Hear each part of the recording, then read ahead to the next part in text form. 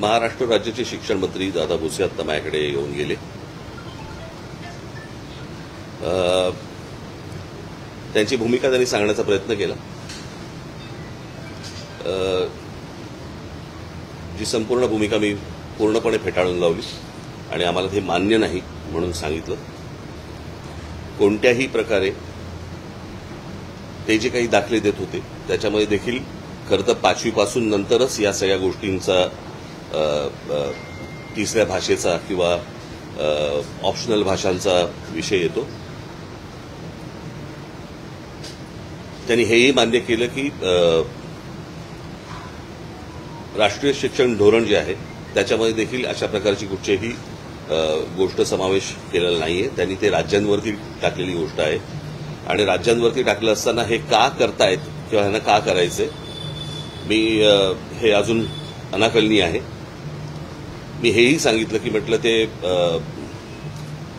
काय ते तुमच्या उच्च शाळा द्या सीबीएसई आणि वगैरे वगैरे या सगळ्या शाळा ज्या आता नव्याने आल्या या सगळ्या IAS अधिकाऱ्यांसाठी म्हणून काढल्या गेलेल्या शाळा होत्या. त्यांच्या मुलांसाठी की त्यांना जे देशभर इकडे तिकडे फिरावं लागतं त्याच्यासाठी म्हणून त्या शाळा काढल्या गेल्या होत्या. आता त्या गोष्टींचं त्या शाळांचं वर्चस्व ह्या राज्यांच्या शाळांवरती जास्ती करण्याचा प्रयत्न आहे आणि मला असं वाटतं की तोच एक केंद्रातला आणि या सगळ्या IAS अधिकाऱ्यांचा हा त्यांचा तो अजेंडा आहे. मी म्हटलं महाराष्ट्र हा का कशासाठी करायचा प्रयत्न करतोय जे बाकीची कुठचीही राज्य करायचा प्रयत्न देखील करत नाहीये. काही गोष्टींची उत्तर त्यांच्याकडे नव्हती आणि ते तेच गोष्टी बोलत होते. परंतु आम्ही त्या दिवशी मला असं वाटतं मी पत्रकार परिषदेमध्ये माझा संपूर्ण भूमिका मांडली. माझी तीच भूमिका आहे. या संपूर्ण गोष्टीला आमचा पूर्णपणे विरोध असेल आहे राहणार. हिंदी किंवा इतर कुठच्याही भाषेची सक्ती महाराष्ट्रामध्ये होऊ देणार नाही म्हणजे नाही. आणि या गोष्टींसाठी म्हणून मी सर्व पक्षांना आवाहन करतोय की येत्या 6 जुलैला गिरगाव चौपाटीवरून मोर्चा काढायचा निर्णय आम्ही घेतलेला आहे. त्या संपूर्ण मोर्चामध्ये कुठेही कोणताही झेंडा नसेल. तो संपूर्ण मोर्चा हा मराठी माणसाचा असेल. त्या मोर्चाचं नेतृत्व मराठी माणूस करेल. आम्ही जे शिक्षण तज्ज्ञ आणि जे इतर भाषा तज्ज्ञ आणि इतर जे साहित्यिक आणि इतर जे लोक आहेत यांच्याशी देखील आम्ही बोलणार आहोत. माझं पत्र त्यांना जाणार आहे. सर्वांना त्या मोर्चाला आम्ही तिथे बोलणार आहोत. सर्व पालकांना आम्ही आमंत्रण देत आहोत. सर्व विद्यार्थ्यांना आम्ही आमंत्रण देत आहोत. सरकारला एकदा कळू देत की महाराष्ट्राच्या मनात काय आहे ते. आणि महाराष्ट्राने संपूर्ण ताकद मला असं वाटतं 6 जुलै रोजी सकाळी 10 वाजता गिरगाव चौपाटीवरनं हा मोर्चा निघेल. सरकारला ही गोष्ट कळली. रविवार एवढ्यासाठी निवडलाय कारण विद्यार्थ्यांना आणि पालकांना यायला जमेल म्हणून आणि त्याच्यासाठी म्हणून रविवार हा निवडलेला आहे. बाकीच्या राजकीय पक्षांशी देखील मी चर्चा करणार आहे. त्यांच्याशीही मी बोलणार आहे आणि सर्वांनी मला असं वाटतं महाराष्ट्रातल्या प्रत्येकाने याच्यामध्ये सामील व्हावं. कारण हा जो कट आहे ह्याला कटच म्हणेन मी. महाराष्ट्राचं मराठीपण हे घालवण्याचा जो कट आहे हा उद्ध्वस्त करण्यासाठी मला असं वाटतं तमाम सर्व मराठी बांधवांनी भगिनींनी मातांनी त्या विद्यार्थ्यांनी सर्वांनी त्या मोर्चामध्ये सहभागी व्हावं अशी माझी त्यांना सर्वांना विनंती आहे. इथे कोणताही झेंडा नसेल. फक्त मराठी हा एक अजेंडा असेल आणि त्या अजेंड्यासाठी म्हणून सर्वांनी महाराष्ट्रातल्या तमाम मराठी बांधवांनी या मोर्चामध्ये सामील व्हावं आणि सरकारला दाखवावं सांगावं. आज मोठे साहित्यिक आपले एलकुंचवार यांनी देखील विरोध दर्शवला. सर्वजण विरोध दर्शवत आहेत आणि अशा वेळेला मला हेही बघायचंय की कोण कोण त्या मोर्चामध्ये सामील होत आहेत. इतर राजकीय पक्षांच्या व्यतिरिक्त इतर कोण कोण सामील होत आहेत आणि कोण येणार नाहीत हेही मला बघायचंय. म्हणजे नुसते तोंड देखले बाकीचे नुसते बोलत असतात. मला असं वाटतं ही अत्यंत महत्वाची लढाई आहे. महाराष्ट्राच्या दृष्टिकोनातनं मराठी माणसाच्या दृष्टिकोनातनं ही खूप महत्वाची लढाई आहे आणि या लढाईमध्ये संपूर्ण महाराष्ट्राने उतरावं असं मी महाराष्ट्राला आवाहन करीन. 6 तारखेला सकाळी 10 वाजता गिरगाव चौपाटीवरून हा मोर्चा निघेल. बाकीच्या सगळ्या राजकीय पक्षांशी माझी चर्चा होईल. उद्धव ठाकरेंनी देखील एक पत्रकार परिषद घेतली. त्यांची देखील भूमिका स्पष्ट आहे की या मुद्द्याला त्यांचा विरोध आहे. आपण सर्व पक्षीयांना, सर्व मराठीजनांना आवाहन करणं स्वाभाविक त्यांचाही पक्ष आहे. तुम्ही त्याबद्दल काय सांगा? त्यांनाही आवाहन करा का? कारण एकत्र महाराष्ट्रातले राजकीय पक्ष म्हटलं आल्यानंतर ते पण आलेच ना, त्यांच्याशीही बोलणार, त्यांच्याही लोकांशी बोलणार, आमची माणसं त्यांच्याशी लोकांशी बोलणार. तुम्हाला आठवत असेल की ज्याच्यावरती इतके दिवस जे तुमचं जे चालू होतं ना सगळं, ते माझं वाक्य आपण लक्षात घ्या, कुठच्याही वादा आणि भांडणापेक्षा महाराष्ट्र मोठा आहे. हे तुम्हाला वाक्य तुम्हाला 6 तारखेला कळेल.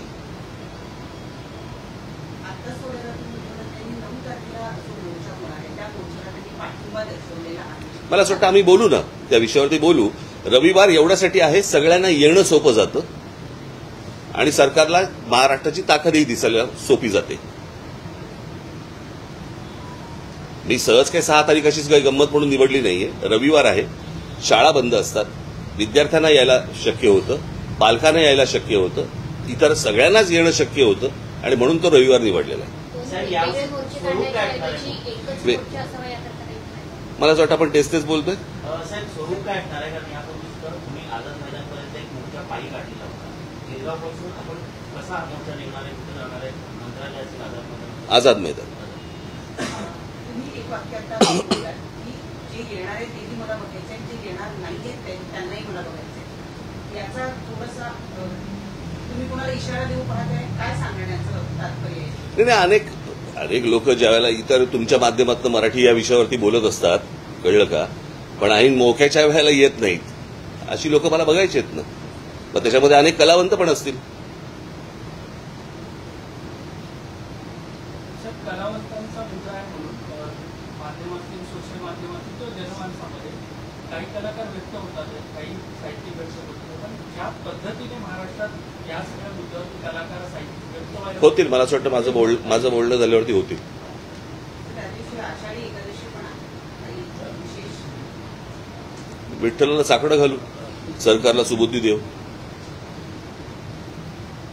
साहेब, दादा भुसेंनी आता काय सांगितलं की नॅशनल क्रेडिट फ्रेमवर्क जे आहे त्या गुणवत्तेसाठी आम्ही हा निर्णय पाहतो हे सांगितलं. त्याच्यावरती मी त्यांना सांगितलं की त्याच्यामध्ये स्विमिंग पण येतं, त्याच्यामध्ये सायकलिंग पण येतं, त्याच्यामध्ये इतर पण गोष्टी येतात. भाषा सोडून तुम्ही कुठची गोष्ट आणायचा प्रयत्न करा, आमचा पाठिंबा असेल.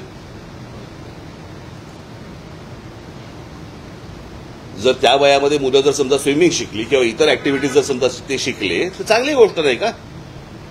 भाषेचं बंधन का आणताय? ह्याच्या मागे लॉजिक काय आहे? समजा पहिलीच्या मुलांना जर समजा तुम्ही सामूहिकरित्या जर समजा स्विमिंग शिकवलं तर चांगली गोष्ट आहे ना. तुमच्या काय ते रेटिंग प्रमाणे तुम्हाला काय करायचंय ते इतर गोष्टी शिकवा. म्हणजे आता जे गोष्ट सांगताय ती त्यांच्या GR मध्ये आहे का? त्याच्यामध्ये फक्त भाषा आहे.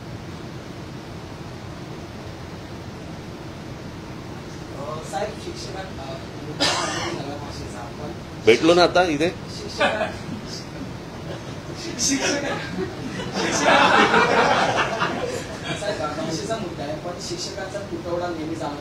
ते पण त्यांना सांगितलं, ते पण त्यांना मी सांगितलं. आता सांगतायत ते की 10,000 शिक्षक आम्ही भरती करणार. पगार द्यायला पैसे आहेत का?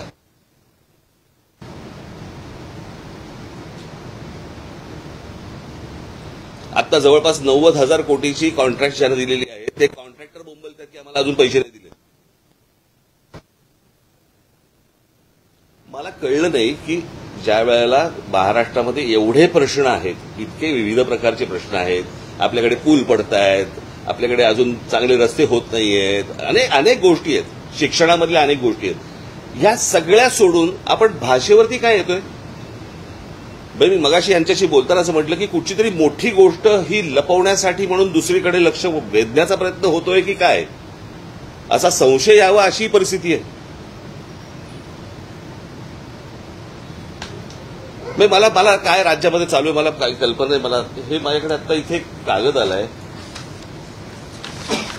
हे सगळं महाराष्ट्रातच का घडू शकतं?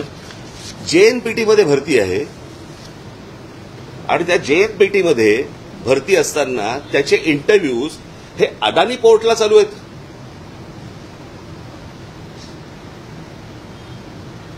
तर काय चालू आहे महाराष्ट्रामध्ये मला समजलं नाही. म्हणजे तुम्ही भाषेवरती सगळ्या गोष्टी आणताय, तुम्ही इकडच्या ज्या काही आस्थापना आहेत त्याच्यामध्ये तुम्ही त्या सगळ्या गोष्टी देण्याचा प्रयत्न करता, जमिनी जातायत, आमची भाषा घालवण्याचा प्रयत्न करताय. काय काय म्हणजे काय चालू आहे महाराष्ट्रात?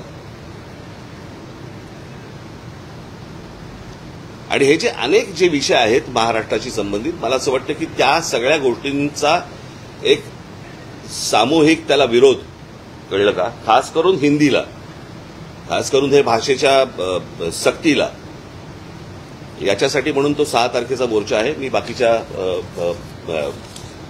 राजकीय पक्षांशी मी बोलीनच आणि मला असं वाटतं आपण 6 तारखेला भेटू. हिंदी भाषेचे मार्ग सकारात्मक आहे, त्यांचा एक आरोप हा सुद्धा आहे किंवा त्यांचे एक म्हणणं हे सुद्धा ते आहे. कोण? काही शिक्षण क्षेत्रातले लोक आहेत, वेगवेगळी लोक. नाही, ते कोण? मला ते कोण आहेत? त्यांचं म्हणणं आहे की तुम्ही अपॉर्च्युनिटीज कमी करता. कसल्या अपॉर्च्युनिटी? हिंदी भाषा असं काय हिंदीमध्ये ठेला टाकायचंय? म्हणजे काय करायचंय का? डायरेक्ट आता 1ली ते 5वी हिंदी घेतलं की लगेच हिंदी चित्रपट सृष्टीमध्ये आम्हाला काम मिळणार आहे? काय आहे तुमचं? काय वाकडं झालं?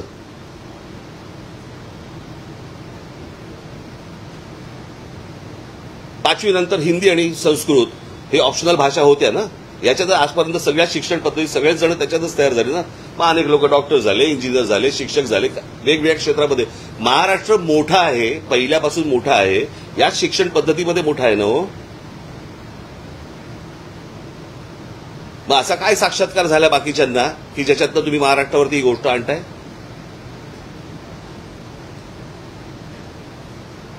पाचवी नंतर हिंदी घेऊन, मला असं वाटतं हिंदी घेऊन म्हणण्यापेक्षा हिंदी ऑप्शनल असताना हिंदी संस्कृतमध्ये शिकून दादा भुसे झाले का शिक्षण मंत्री? मग विचारलं होतं त्या काय क्रेडिट रेटिंगमध्ये दादा भुसे स्विमिंग येतं का म्हणून? ठीक आहे.